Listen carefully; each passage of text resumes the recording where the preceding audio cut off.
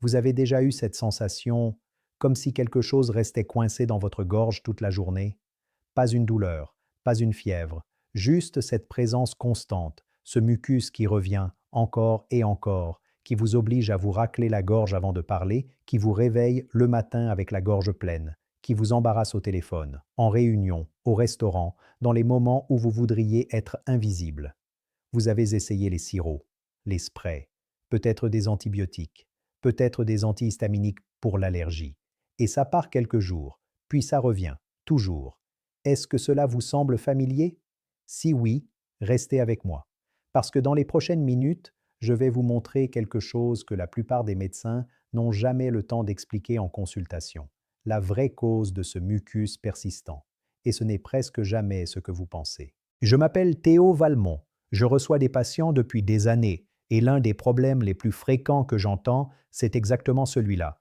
Des gens qui toussent depuis des mois, qui se raclent la gorge 20 fois par jour, qui ont fait des examens, vu des spécialistes, essayé des traitements, et qui se retrouvent toujours au même point, frustrés, épuisés, et surtout sans réponse claire.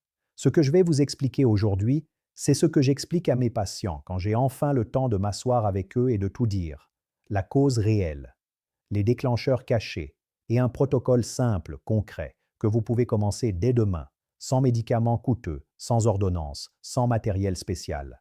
Mais avant d'aller plus loin, si vous vous reconnaissez déjà dans ce que je viens de dire, laissez un pouce en l'air maintenant.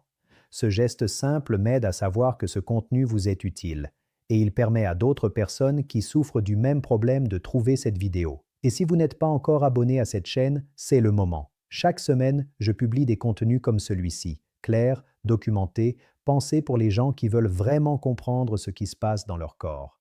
Maintenant, parlons de la première grande erreur, celle que presque tout le monde fait et qui explique pourquoi les traitements habituels ne fonctionnent pas durablement. Quand vous avez du mucus persistant dans la gorge, le réflexe naturel, c'est de chercher une infection, un microbe, un virus, quelque chose à tuer avec un antibiotique ou à bloquer avec un antihistaminique. Et c'est exactement ce que font la plupart des traitements classiques. Ils s'attaquent aux symptômes. Ils essaient de faire disparaître le mucus, mais ils ne se demandent pas pourquoi ce mucus est là. C'est comme vider un seau qui se remplit en permanence, sans jamais chercher d'où vient l'eau. Vous videz, vous videz, vous videz. Et dès que vous arrêtez, le seau est de nouveau plein. Avez-vous déjà remarqué que dès que vous arrêtez le traitement, le mucus revient exactement comme avant? C'est précisément ce mécanisme. Le problème de fond n'a pas été touché. Et dans un instant, je vais vous montrer ce que la science nous dit sur la vraie origine de ce mucus. Et c'est quelque chose que très peu de médecins mentionnent en consultation.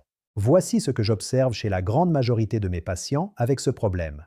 Leur mucus persistant n'est pas causé par une infection. Il est causé par une inflammation chronique de bas grade, une irritation silencieuse, continue, qui s'installe dans la gorge et les voies respiratoires hautes, et qui déclenche une réponse de défense du corps. Et cette réponse de défense, c'est le mucus. Votre corps n'est pas votre ennemi dans tout ça. Il essaie de vous protéger. Le mucus est un mécanisme de protection. Il enveloppe les parois irritées. Il essaie d'isoler la zone de l'agression.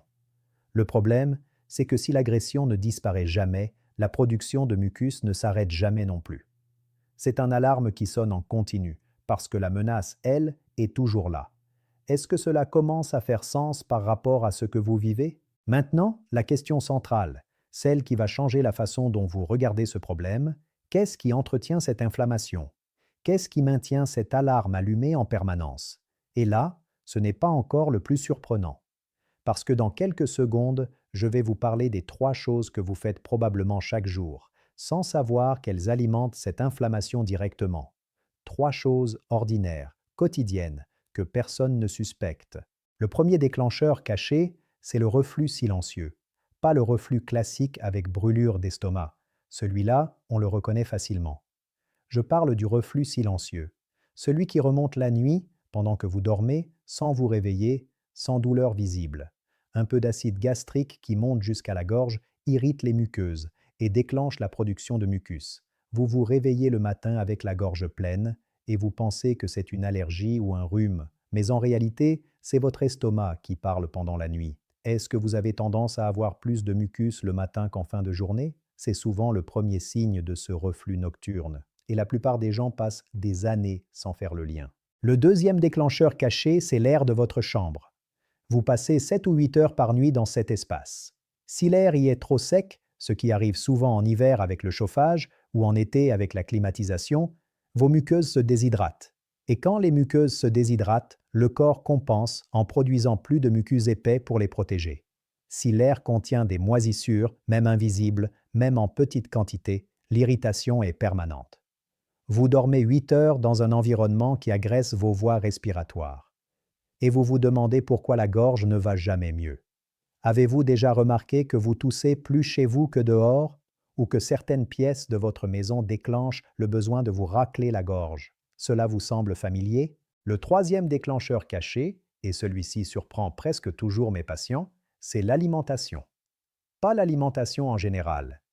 Des aliments précis que vous consommez peut-être chaque jour en croyant qu'ils sont bons pour vous. Et là, je dois faire une pause. Parce que ce que je vais vous montrer dans quelques instants, c'est probablement la révélation la plus importante de cette vidéo. Mais avant ça, je vous pose une question simple.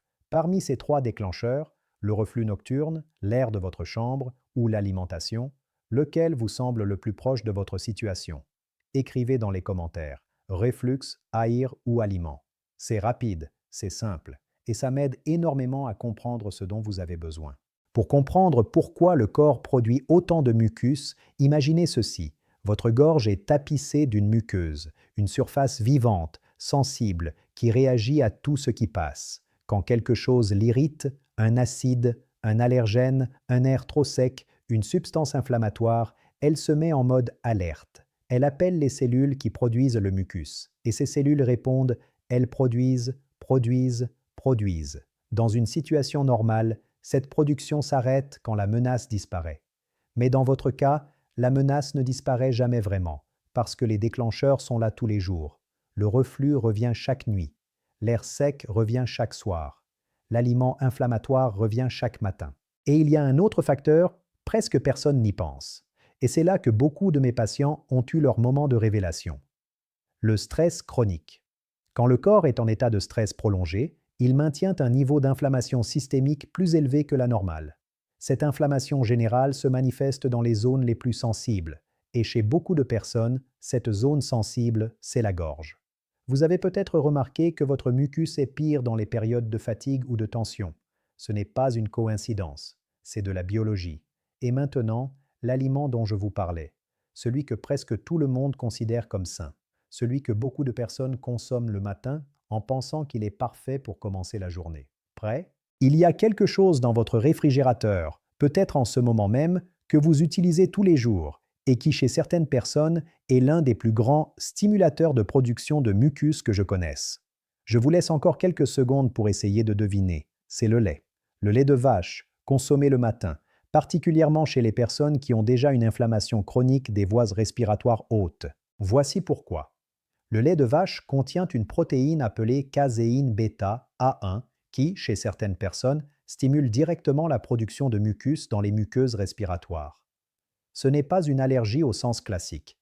Vous n'avez pas de réaction visible, pas d'urticaire, pas de gonflement. C'est une sensibilité silencieuse qui entretient une irritation de bas grade. Et quand vous combinez ça avec un reflux nocturne et un air sec, vous obtenez exactement le tableau que décrivent la plupart de mes patients. Gorge pleine tous les matins, mucus qui revient dans la journée et l'impression que rien ne fonctionne vraiment. Est-ce que vous buvez du lait le matin? Est-ce que vous utilisez du lait dans votre café, dans vos céréales, dans votre yaourt du petit déjeuner? Si oui, cela vaut la peine de tester ce que je vais vous proposer dans le protocole. Maintenant, comment savoir si votre mucus est inflammatoire et pas infectieux?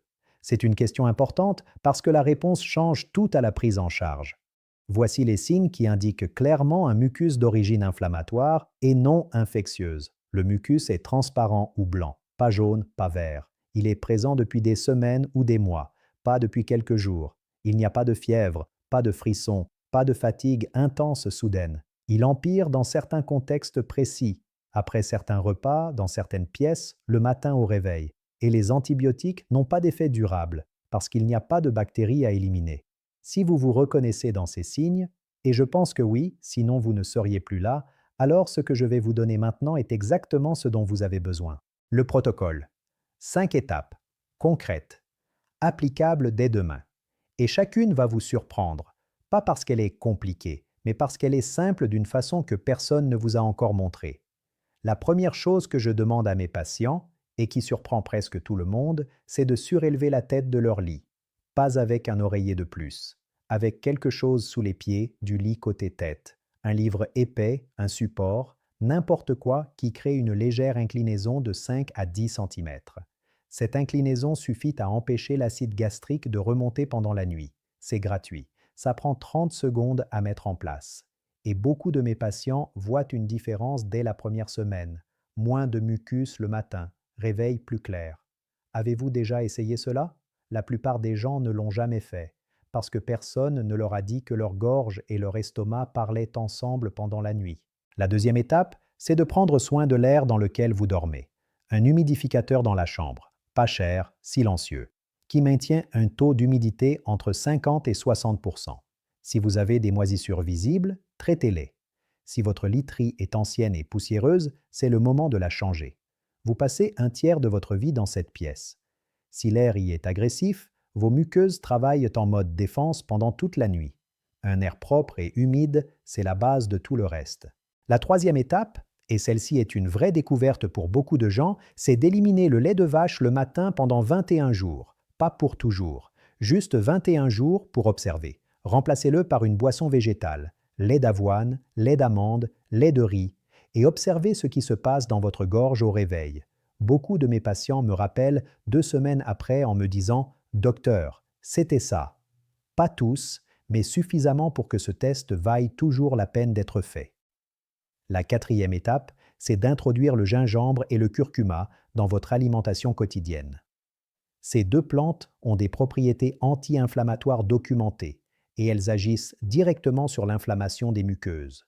Pas besoin de gélules coûteuses. Une rondelle de gingembre frais dans de l'eau chaude le matin. Une pincée de curcuma dans vos plats. Simple, économique, efficace sur la durée. Et la cinquième étape, celle qui fait souvent sourire mes patients parce qu'elle est presque trop simple, c'est le gargarisme à l'eau tiède et au sel marin. Un verre d'eau tiède, une demi-cuillère à café de sel marin, un gargarisme de 30 secondes le matin et le soir. Le sel nettoie les muqueuses, réduit l'irritation locale et aide à évacuer le mucus stagnant. C'est une pratique ancestrale et elle fonctionne. Pas comme traitement unique, mais comme soutien quotidien au reste du protocole. Ce qui potentialise tout ça, l'hydratation. Boire suffisamment d'eau dans la journée, au moins 1,5 litre, fluidifie le mucus et facilite son élimination naturelle. Le thé de thym chaud, bu le matin, a un effet expectorant naturel et anti-inflammatoire reconnu. Et la respiration nasale, prendre l'habitude de respirer par le nez plutôt que par la bouche, filtre et humidifie l'air avant qu'il n'atteigne la gorge. Ce qui sabote tout ça? Le tabac, il irrite les muqueuses directement et entretient l'inflammation de façon permanente. L'alcool, il aggrave le reflux nocturne. La climatisation mal entretenue, un filtre encrassé, envoie des particules directement dans vos voies respiratoires. Et manger tard le soir, moins de 2 heures avant de dormir, c'est l'une des causes les plus fréquentes du reflux nocturne que j'ai évoqué. Je veux vous parler de Marie, 58 ans, enseignante. Quand elle est venue me voir, elle avait du mucus dans la gorge depuis 2 ans. 2 ans. Elle s'était raclé la gorge tellement de fois que ça lui avait causé une irritation supplémentaire. Elle n'osait plus parler au téléphone sans prévenir son interlocuteur. En classe, elle s'interrompait toutes les 10 minutes pour tousser. Elle avait vu un ORL, un allergologue, fait une endoscopie. Résultats normaux à chaque fois. Les médecins étaient bienveillants, mais ils n'avaient pas de réponse claire. Elle était épuisée, pas par la maladie, mais par l'absence d'explication. Quand je lui ai parlé du reflux silencieux, elle a regardé son mari qui était là et il a dit « Mais tu te racles la gorge tous les matins depuis des années ». Elle ne l'avait jamais connecté au problème. Quand je lui ai parlé du lait, elle a failli rire. « Mais j'en bois depuis toujours ». « Exactement, lui ai-je répondu. C'est pour ça que vous ne faites pas le lien. 3 semaines après avoir commencé le protocole, lit surélevé, humidificateur, arrêt du lait le matin, gingembre quotidien, elle m'a envoyé un message. Le matin, je me réveille et ma gorge est presque normale. Je n'arrive pas à y croire. 6 semaines plus tard, elle parlait à ses élèves sans s'interrompre. Pas de nouveaux médicaments, juste une compréhension de la cause réelle et des gestes simples, appliqués avec constance. Comment savoir, vous, que le protocole commence à fonctionner? Les premiers signes arrivent souvent plus tôt qu'on ne le pense. Dans la première semaine, la plupart des gens remarquent que le mucus du matin est moins épais, moins abondant. Dans la deuxième semaine, le besoin de se racler la gorge diminue, pas complètement, mais de façon perceptible. Dans la troisième et quatrième semaine, la voix est plus claire le matin. Le réveil est moins chargé. Ces petits signes sont importants. Ils vous disent que le mécanisme est en train de changer, que l'alarme commence à s'éteindre. Ne cherchez pas un résultat spectaculaire en 3 jours. Le corps a mis des mois, parfois des années, à installer cette inflammation. Il a besoin de quelques semaines pour commencer à en sortir, mais il en sort quand on lui en donne les moyens. Si ce que vous avez entendu aujourd'hui vous a apporté quelque chose de concret, une compréhension, une direction, un espoir, je vous demande de faire une chose simple maintenant. Écrivez dans les commentaires « Je commence demain ». C'est tout. Ce petit geste public renforce votre propre intention et il aide d'autres personnes qui regardent cette vidéo à trouver le courage de faire de même. Les commentaires comme celui-là créent une communauté et savoir qu'on n'est pas seul dans ce problème, ça compte. Et maintenant, je veux conclure différemment. Je veux m'adresser directement à votre gorge. Chère gorge, vous avez travaillé sans relâche depuis des mois. Vous avez encaissé l'acide de la nuit, l'air sec du matin, les aliments qui irritent sans qu'on le sache. Vous avez produit du mucus non pas pour embêter, non pas par caprice, mais parce que c'était votre seul moyen de demander de l'aide. Chaque raclement de gorge, chaque toux, chaque gêne était un signal que quelque chose, quelque part, devait changer. Aujourd'hui, la personne qui vous porte a enfin compris ce signal. Elle sait maintenant d'où vient l'irritation, elle sait quoi faire, et à partir de demain, vous allez recevoir l'attention que vous méritez depuis longtemps. Vous n'êtes pas une ennemie. Vous n'avez jamais été le problème. Vous étiez la solution. La seule façon qu'avait le corps de dire « Prends soin de moi », partagez cette vidéo avec quelqu'un que vous connaissez qui souffre du même problème. Vous ne savez pas à quel point ce partage peut changer les choses pour lui. Et dans la prochaine vidéo, je vais vous parler de quelque chose qui va peut-être vous surprendre encore plus.